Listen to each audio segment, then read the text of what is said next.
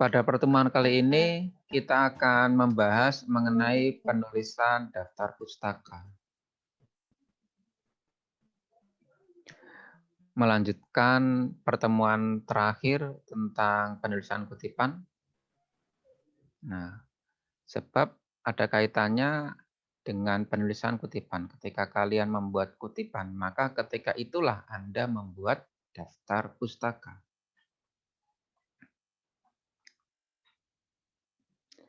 Setelah mendapatkan materi nanti, diharapkan Anda semua mahasiswa dapat menyusun daftar pustaka dari berbagai sumber pustaka. Sebab ketika Anda membuat kutipan yang bersumber dari buku, maka tata cara penulisan daftar pustaka harus mengikuti tata cara daftar pustaka penulisan dari buku. Ketika Anda membuat kutipan yang bersumber dari jurnal, maka daftar pustakanya harus mengikuti tata penulisan daftar pustaka khusus untuk jurnal. Nah, sehingga setiap tata cara penulisan daftar pustaka yang berbeda sumber itu memiliki tata aturan masing-masing. Dan ketika kalian nanti membuat makalah, terutama skripsi, tidak akan mungkin kalian hanya berpedoman pada internet saja, nggak mungkin. Harus ada buku, harus ada jurnal, harus ada hasil penelitian terdahulu seperti skripsi atau tesis, disertasi yang kamu gunakan sebagai kajian teori, yang kamu jadikan kutipan untuk memperkuat teori Anda, untuk memperkuat pemahaman Anda, yang nantinya akan kamu jadikan daftar pustaka. Nah, setiap daftar pustaka yang berbeda sumber itu memiliki tata aturan masing-masing, sehingga wajib harus kamu kuasai terkait mengenai materi daftar pustaka ini. Kemudian output dan soft skill yang kedua, setelah mendapatkan teori ini nanti, pelajaran ini, mahasiswa secara tanggung jawab dan jujur membuat daftar pustaka. Maksud dari tanggung jawab, yakni ketika Anda membuat kutipan, mengambil pendapat dari orang lain atau mengambil tulisan dari internet. Nah, kalian ketika membuka internet, kemudian kalian copy, kalian paste di dalam makalah Anda, di dalam skripsi Anda, maka wajib harus kalian sertakan sumbernya. Nah, sumbernya ini berbentuk daftar pustaka. Itu sebagai bentuk tanggung jawab Anda bahwa tulisan yang Anda ambil itu bukanlah tulisan asli Anda, melainkan tulisan pinjaman yang kamu buat dalam bentuk kutipan. Dan wajib sebagai bentuk tanggung jawabnya, kalian menyertakan sumbernya dan menuliskan daftar pustaka di bagian belakang skripsi Anda. Kemudian diharapkan Anda juga jujur dalam membuat daftar pustaka. Maksud dari jujur dalam membuat daftar pustaka ini adalah daftar pustaka yang Anda tulis itu benar-benar daftar pustaka yang kamu jadikan kutipan, gitu ya. Benar-benar daftar pustaka yang kamu jadikan kutipan. Ini kenapa ini? Jangan gitu ya.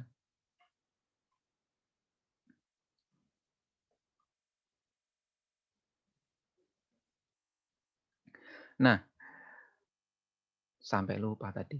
Ketika Anda menulis daftar pustaka, maka kalian juga harusnya membuat kutipan, gitu ya. Jadi tidak akan mungkin ketika daftar pustaka yang Anda tuliskan dalam skripsi Anda, di dalam makalah Anda berjumlah 20 daftar pustaka.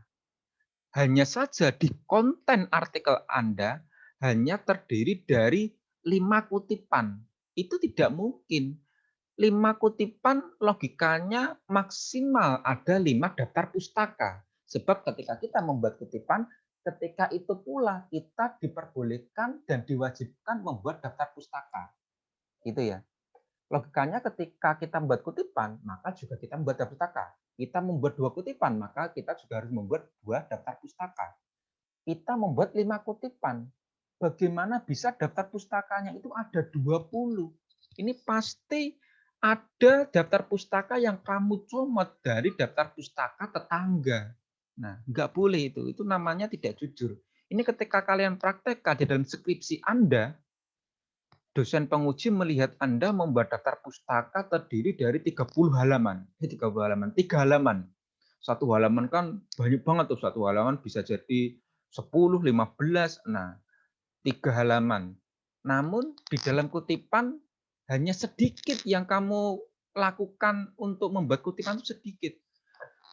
Otomatis skripsi Anda tidak akan mungkin mendapatkan nilai 4. Sedangkan skripsi itu memiliki bobot SKS yang sangat tinggi. Sehingga kalian diharapkan dalam membuat daftar pustaka ini benar-benar jujur. Ketika kalian membuat kutipan, maka kalian juga wajib membuat daftar pustaka, gitu ya. Nah, kita masuk ke definisi atau hakikat dari daftar pustaka. Daftar pustaka bisa pula disebut sebagai daftar rujukan. Daftar rujukan merupakan daftar yang berisi buku, makalah, artikel, jurnal, skripsi, koran, dan lain sebagainya, atau bahan-bahan lainnya yang Anda kutip baik secara langsung maupun tidak langsung. Ya, jadi daftar pustaka ini adalah daftar-daftar sumber, daftar-daftar yang berisi buku, makalah, artikel yang kamu kutip, ya, yang kamu kutip baik secara langsung maupun secara tidak langsung, gitu ya. Jadi ketika kamu membuat kutipan dari makalah, maka kamu jadikan daftar pustaka. Ketika kamu membuat kutipan dari artikel, dari jurnal, maka kamu jadikan daftar pustaka. Paham ya? Nah, bahan-bahan yang dibaca akan tetapi tidak dikutip, tidak dicantumkan dalam daftar pustaka. Seandainya nih, kalian membaca 5 buku tentang manajemen. Dari buku yang Anda baca ini, kalian memiliki pemahaman yang banyak, mendapatkan teori-teori tentang manajemen, bagaimana cara mengelola manajemen yang baik, apa yang dimaksud sebagai manajemen SDM, sehingga pengetahuan Anda menjadi luas.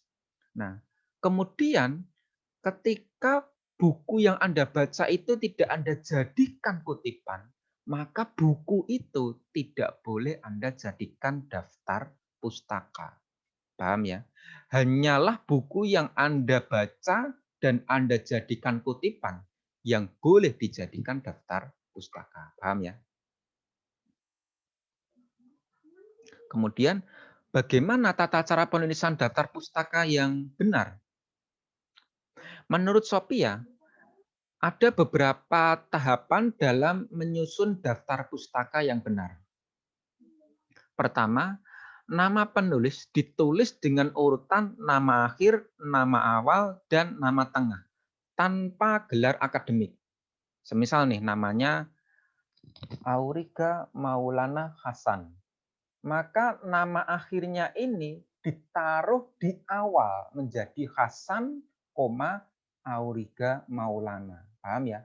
Berarti tidak dibalik. Ketika dibalik A, B, C, maka akan menjadi C, B, A. Salah. Tapi yang benar adalah C, A, B. Nah, saya berikan contoh ilustrasi supaya Anda paham.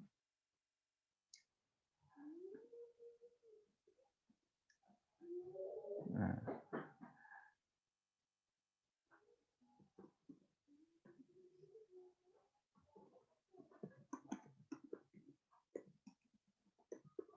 tahapan penulisan daftar pustaka.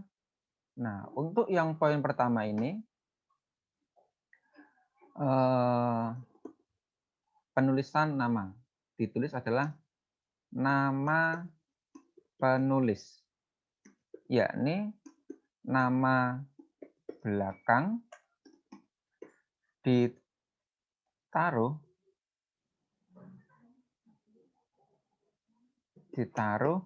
di depan. Ini ya. Nah, jadilah nanti seperti ini.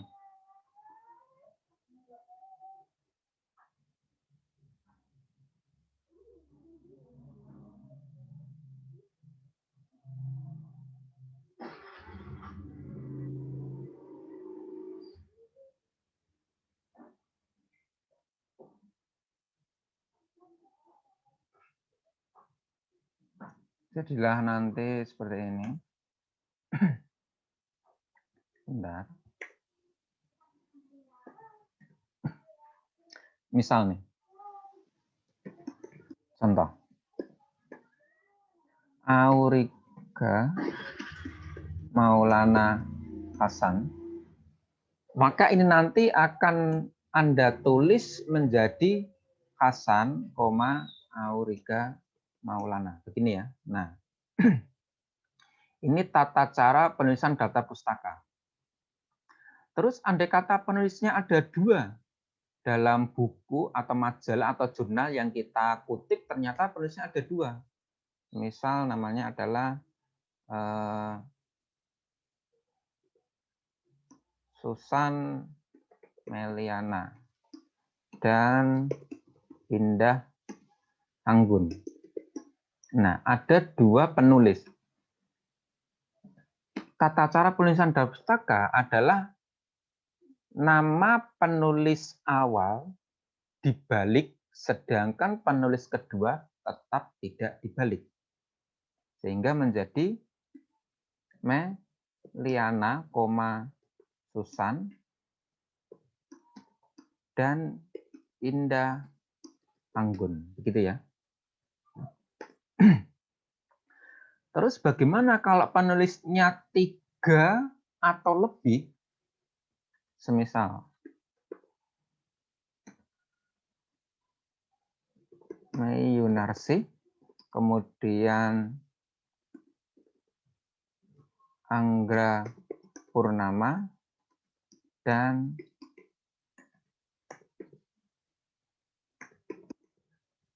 Sony Agung. Nah, ada 3 penulis, maka yang kita tulis hanyalah penulis awalnya saja. Baik 3, 4, atau lebih, pokoknya 3 lebih, yang kita tulis hanya penulis awal, namun nama belakangnya ditaruh di depan. Begitu ya. Semisal nih, karena penulis awalnya adalah Mei Yunarsi, sehingga dibalik menjadi Yunarsi, Mei, kemudian DKK titik, gitu ya. Yunarsih Mei, DKK titik. Nah, itu tata cara penulisan daftar pustaka yang diawali dengan nama penulis buku atau sumber yang kamu jadikan rujukan tadi. Kemudian kita lanjut ke materi. Tanpa adanya gelar ya. Jadi ketika tadi contohnya namanya Auriga Maulana Hasan, dibalik menjadi Hasan, Auriga Maulana, tanpa adanya gelar, MPD, SPD, dan sebagainya, kamu hiraukan. Kemudian setelah nama, kamu berikan titik, spasi, dilanjut tahun penerbit. Tahun penerbit ini tahun diterbitkannya buku, tahun diterbitkannya jurnal, tahun dibuatnya koran, dan lain sebagainya. Kemudian titik, dilanjut dengan spasi,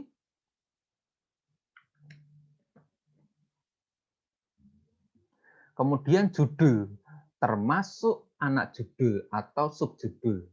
Nah, walaupun sub ini juga termasuk judulnya, sehingga wajib pula kita tulis. Nah, yang dimaksud judul dan subjudul itu seperti apa? Baik, saya berikan contoh.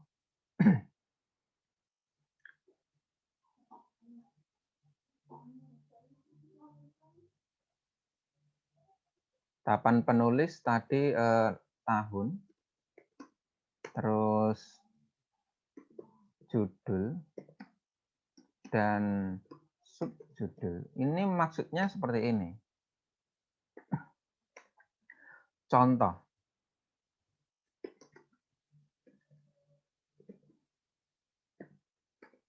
Nah, judul bukunya adalah Manajemen Pemasaran.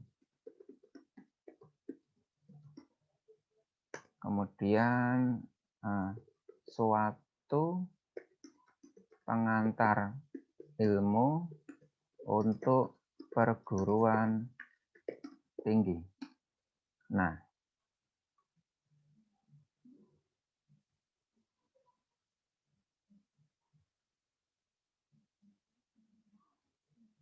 Judulnya semisal seperti ini, kemudian saya ubah warnanya. Nah, kita sering menjumpai gaya penulisan buku seperti ini. Manajemen pemasaran, suatu pengantar ilmu untuk perguruan tinggi, begitu kan? Nah, yang disebut sebagai judul, nah, yakni manajemen pemasaran itu.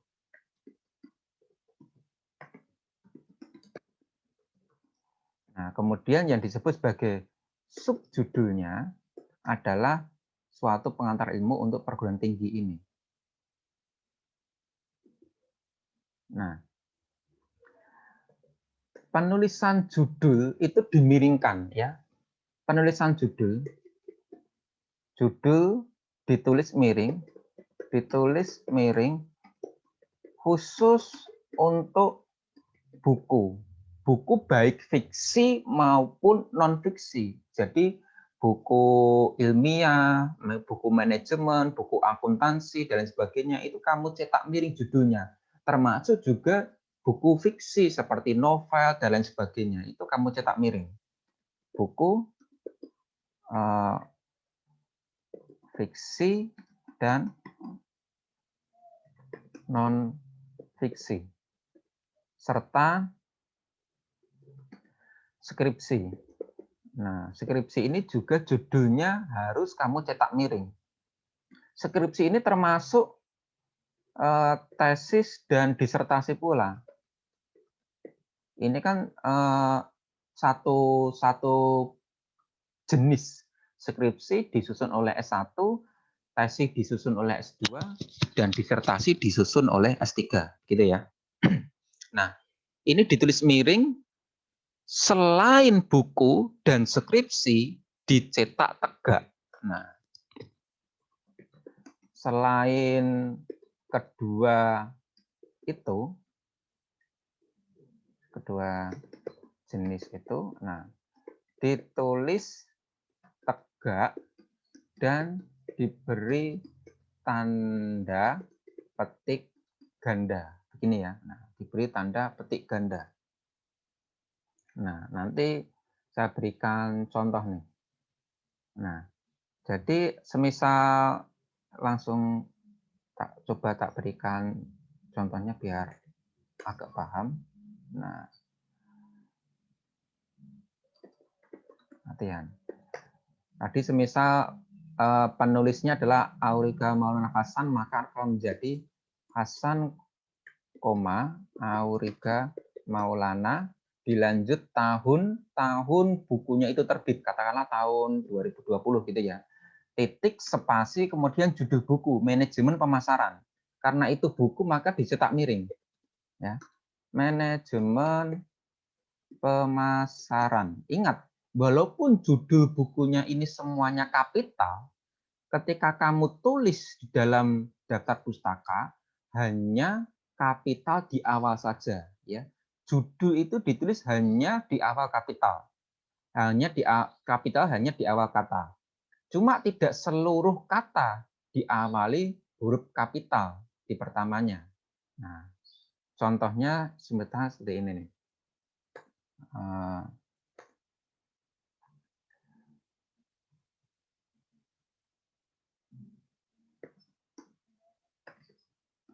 Penulisan judul buku harus kapital di awal kata. Semuanya, tapi ada kecuali. Kecuali konjungsi. Konjungsi itu kata hubung dan preposisi. Preposisi itu kata depan. Nah, selain konjungsi, selain preposisi, maka semuanya kapital di awal. Paham ya? Jadi ada beberapa poin nih kaitannya dengan penulisan buku, judulnya. Ada judul, ada subjudul, kemudian kapankah kita membuat huruf kapital dan kapankah yang tetap ditulis kecil, dan kapankah yang ditulis miring, dan kapankah yang ditulis tegak. Nah, gitu ya. Nah, kemudian manajemen pasaran ini adalah judulnya Untuk pembatas antara judul dan subjudul, kita menuliskan menggunakan tanda titik dua. Nah, titik dua, kemudian spasi lagi. Spasi lagi, kemudian suatu pengantar ilmu untuk perguruan tinggi. Nah, jadilah seperti ini.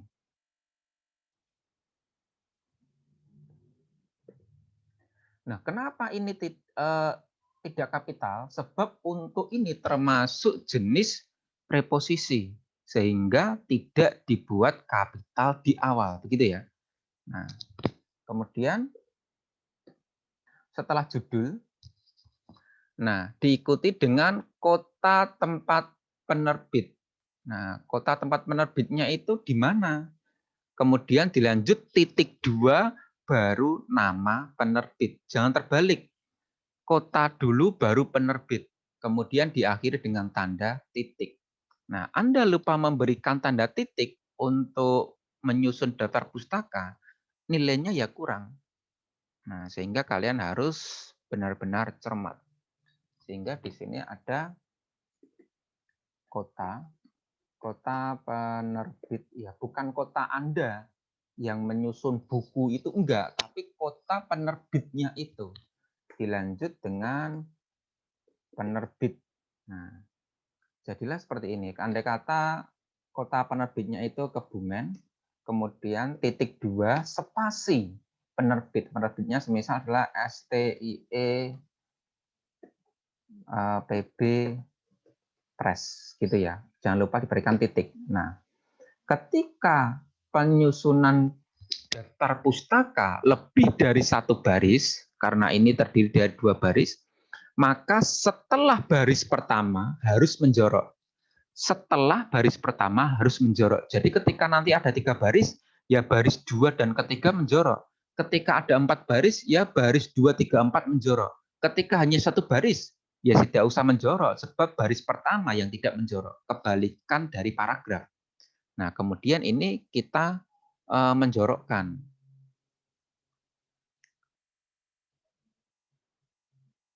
Nah, menjoroknya berapa tabs, berapa spasi. Nah, ya pokoknya menjorok sewajarnya gitu ya. Nah, jadilah seperti ini. Itu contoh penulisan daftar pustaka yang bersumber dari buku. Paham ya? Nah, diawali dengan nama, tahun, judul buku, kemudian kota penerbit, dilanjutkan penerbitnya. Nah, inilah tata cara penulisan daftar pustaka. Nah, kemudian kalau tata cara penulisan yang lain bagaimana? Nah, tata cara penulisan yang lain bagaimana? Nah,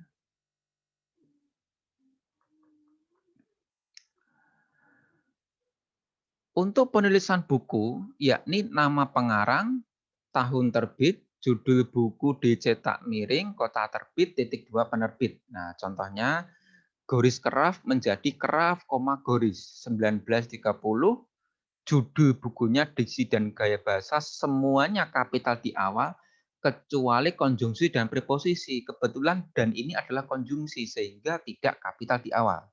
Titik spasi kota terbit Jakarta, titik dua spasi penerbit Gramedia, titik. Ya, jangan lupa titik. Karena ini hanya satu baris, ya sudah tidak usah dibuat menjorok.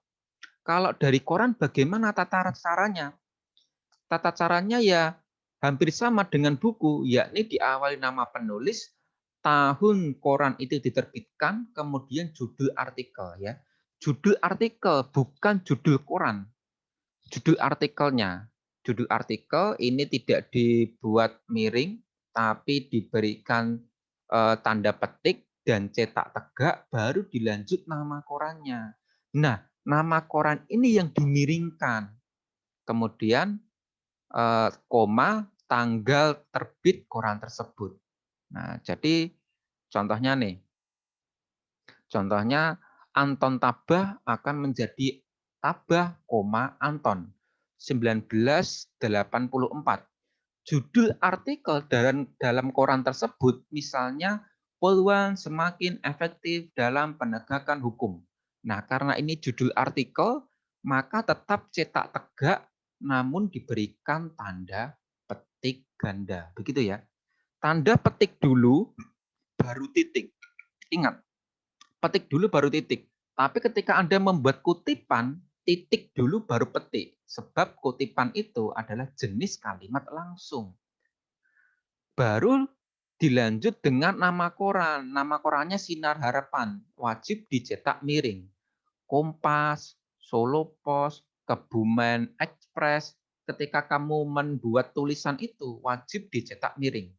Kemudian koma, lanjut tanggal koran itu diterbitkan tanggal berapa. Misalnya 1 September 1984, titik.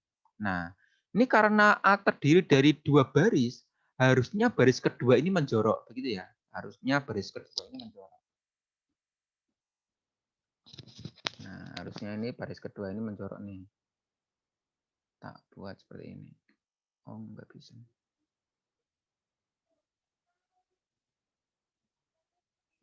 Kok enggak menjorok semua? Pokoknya yang baris kedua ini harusnya menjorok gitu ya. Nah, kemudian itu dari koran. Kalau penulisan daftar pustaka yang bersumber dari majalah bagaimana? Hampir mirip pula. Nama penulis, tahun terbit, judul artikel. Kalau tadi nama koran, sekarang diganti dengan nama majalah, dilanjut nomor edisi. Majalah itu cetakannya edisi berapa? Sebab majalah itu tidak seperti tanggal. Majalah dibuat tanggal 1 Januari 2020, itu tidak. Majalah itu biasanya menggunakan nomor edisi cetakan keberapa, begitu ya. Nah, jadilah semisal namanya Ignas Kleiden menjadi Kleiden, Ignas. Dilanjut tahun, dilanjut judul artikel yang dicetak tegak, tetapi diberikan tanda petik. Kemudian nama majalah dibuat cetak miring, yakni Tempo, dilanjut dengan nomor edisi. Misal nomor 50 tahun 33, titik, begitu ya. Nah, ini tata cara penulisan majalah. Kemudian tata cara penulisan majalah ini sama persis dengan tata cara penulisan jurnal. Paham ya? Jurnal itu bagian dari majalah atau bisa dikatakan ya majalah tapi kontennya adalah artikel hasil penelitian. Berarti nanti nama penulis, tahun terbit, judul artikel, kemudian nama jurnal dan nomor edisi jurnal itu. Edisi berapa? Paham gitu ya? Nah, kemudian lanjut daftar pustaka jika berasal dari artikel di internet. Diawali dengan nama penulis, tahun dibuatnya artikel jika ada, dilanjut judul artikel, dilanjut alamat situs, dan diakhiri dengan tanggal diaksesnya artikel itu. Anda mengakses artikel di internet itu tanggal berapa? Kenapa perlu diberikan tanggal akses? Sebab kadangkala pemilik blog tersebut akan memperbaharui kontennya. Sehingga bisa jadi ketika diakses tahun 2000 dengan diakses tahun 2020 itu kontennya berbeda. Sebab si penulis telah melakukan pembaruan terhadap hasil artikelnya tadi. Sehingga perlu diberikan tanggal akses. Ini diakses tanggal berapa dulu, begitu ya. Nah, contoh namanya adalah Aji Istovana Malik menjadi Malik, Aji Istovana. Paham ya? Dilanjut dengan tahun. Tahun ini adalah tahun diunggahnya artikel. Tahun diunggahnya artikel di website, di internet. Di internet itu tahunnya diunggah tahun berapa. Kemudian dilanjut dengan judul artikelnya, dilanjut alamat situs. Dan diakhiri dengan tanggal akses. Begitu ya. Nah, karena ini mau time out, nah tinggal 7 menit lagi, eee, saya ingin men-screenshot dulu siapa-siapa yang datang hari ini.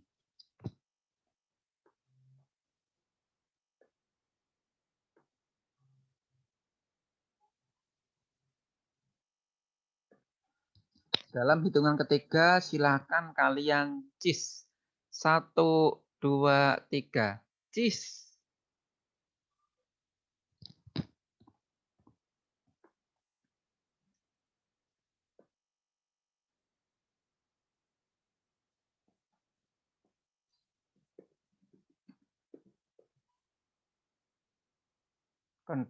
Kemudian pengunjung yang kedua, enggak pengunjung nih, mahasiswa yang kedua. Nah, silakan dalam hitungan ketiga, silakan kalian cis. 1, 2, 3. Cis. Iya.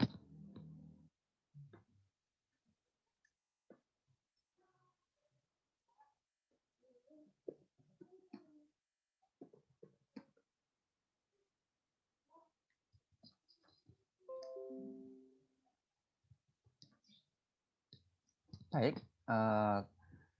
Kemudian kita langsung praktek tata cara penulisan daftar pustaka jika dari internet. Nah, ini daftar pustaka yang jadi favorit setiap mahasiswa. Kenapa? Karena referensi yang paling mudah dicari yakni internet. Nah, kita langsung praktek bagaimana sih cara membuat daftar pustaka dari internet. Nah, kebetulan sudah saya siapkan ini.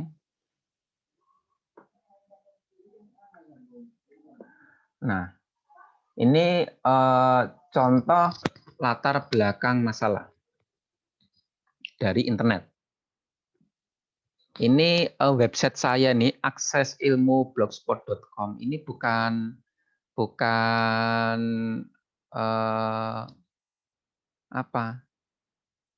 untuk pamer, enggak. Ini karena kebetulan ada materi contoh latar belakang masalah yang menjadi materi terakhir sebelum kalian ujian akhir semester. Materi yang paling susah. Dan saya jamin di UAS nanti ada salah satu soal yang akan menyuruh kalian untuk membuat latar belakang masalah. Nah, supaya kalian paham, boleh nih kalian buka-buka blognya ini. Ini blog dulu yang saya buat, yang kemudian untuk sekarang tidak terlalu exciting, sehingga masih gratisan Blogspot, walaupun berbayar juga bisa ya, nggak terlalu mahal juga, nggak masalah. Kita langsung membuat contoh praktik membuat kutipan. Nah,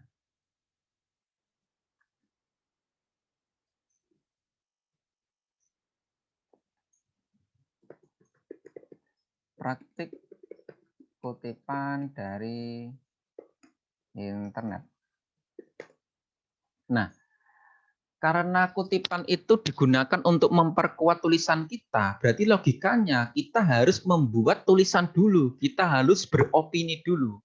Kemudian opini kita, tulisan kita diperkuat oleh pendapat para pakar, begitu kan? Nah, katakanlah saya ngomong seperti ini. Latar belakang masalah adalah bagian yang sangat penting di dalam sebuah artikel ilmiah. Nah, saya ngomong seperti itu.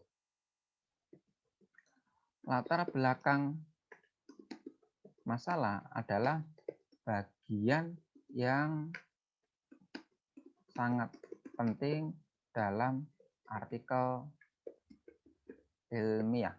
Nah, saya ngomong seperti ini nih. Kemudian kita kan tidak boleh asal ngomong. Pendapat kita perlu diperkuat oleh pendapat para pakar. Kemudian saya nyari di internet nih. Di internet ternyata ketemu nih. Latar belakang masalah adalah salah satu bagian terpenting dalam suatu makalah penelitian. Bahkan dalam sistem penilaian hasil karya ilmiah, bagian tersebut memperoleh porsi 30% dari keseluruhan makalah. Nah, ini kan sangat tepat untuk mendukung pernyataan saya tadi. Kemudian saya copy. Saya paste di sini. Nah, kemudian jangan lupa sebagai bentuk tanggung jawab kita, kita memberikan sumbernya. Yang ngomong siapa ini? Nah, hal ini, bentar. Ini tadi adalah kalimat kutipan kita. Yang biru kalimat kutipan kita ini. Kemudian ini ada kata-kata penjembatan antara kata kita dengan kalimat kutipan harus ada kata-kata penjembatan. Hal ini senada dengan pendapat Hasan. Tahunnya tahun artikel itu diunggah tahun berapa nih? Nah, kebetulan ini ada nih, tahun 2013. Kalau kamu nggak tahu ini tahun, nggak ada tahun seperti ini, nah kadang pembuat blog itu tidak membuatkan post date-nya, tanggal dipostkan itu kapan nggak tahu. Nah, maka kamu bisa mengakses di URL-nya ini. Kan ini ada 2013, ini adalah tahun artikel itu diunggah. Berarti ditulis 2013. 2013. Nah, karena ini bukan buku sehingga tidak ada halaman kan, ya sudah nggak usah dikasih halaman. Nah, hal ini senada dengan pendapat Hasan yang menyatakan koma baru tanda petik, ya, baru tanda petik. Kemudian jangan lupa diakhiri tanda petik juga. Nah, jadilah seperti ini. Ini contoh dari penulisan kutipan. Nah, ketika kita membuat kutipan, maka ketika itulah kita wajib mencantumkan daftar pustakanya. Nah, bentuk